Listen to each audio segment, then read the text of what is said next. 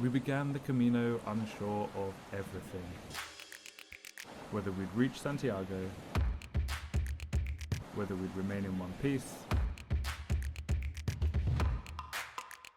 or whether this journey would leave us transformed or simply exhausted. We started in Porto, walking the coastal route towards Santiago de Compostela. With no idea what to expect, we were uncertain from the beginning. Life's demands had already forced us to cut 2 days from our plans, and we questioned if we could complete the pilgrimage at all. Optimism was scarce. Each day, we learned to embrace the long hours of walking, the quiet moments, the deep conversations, even the aches that settled into our backs and feet. The varied landscapes we passed became our companions, and what at first felt foreign soon became as natural as breathing. Every pilgrimage begins with a question, sometimes known at the start, sometimes uncovered in the silence between steps. As we walked, each step drew us inward, and unfolding into the depths. We had a destination in mind, something far off that seemed to hold meaning.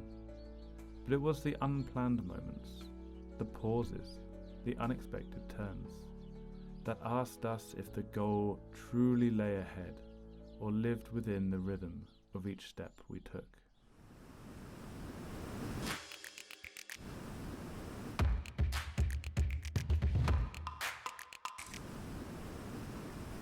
The weather forecast for the next few days was a charming mix of blustery and damp, so our hopes of a dry day were hovering somewhere around zero as we set off on what is known as the spiritual variation of the Camino.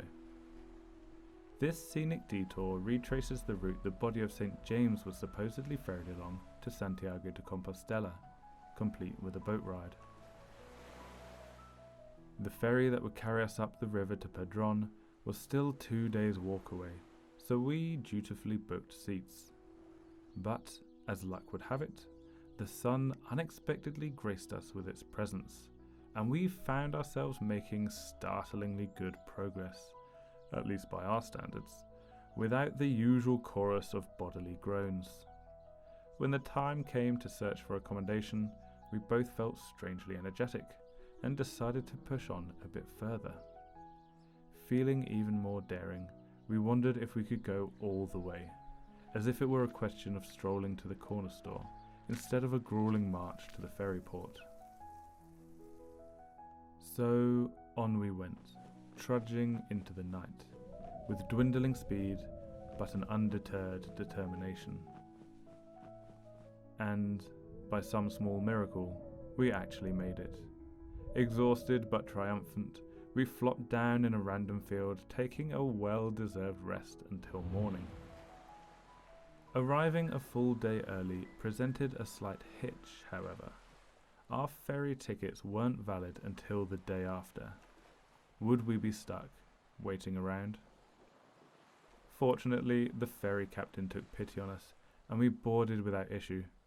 In a delightful twist of serendipity, we later discovered that the ferry we originally booked had been cancelled due to an incoming storm. The next day, though, we were hit by the full force of the storm that cancelled our original ferry. We spent a few hours hunkered down in a cafe, waiting for the worst of it to blow over, before setting off again, determined to close the gap to Santiago. After a long, wet day of navigating nature's obstacles, we finally caught sight of the city we'd spent 2 weeks approaching. As we slowly made our way through the streets toward the cathedral, every muscle begged us to stop. For the past 2 weeks we had felt more alive than we had in months, and reaching the cathedral meant the end of a journey that had become something spectacularly special. But eventually, the moment came. It was time to arrive. As lifelong pilgrim Pico Aya said, "It does not matter where or how far you travel, but how much alive you are. In travel, the destination is the least important part of any journey. Travel is the meeting between one's soul and something you don't know. Your partner on the road is serendipity.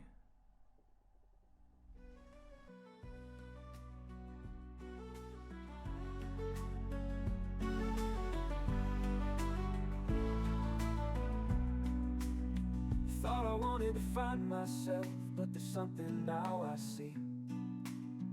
Turns out I'm a moron, why'd I have to search for me?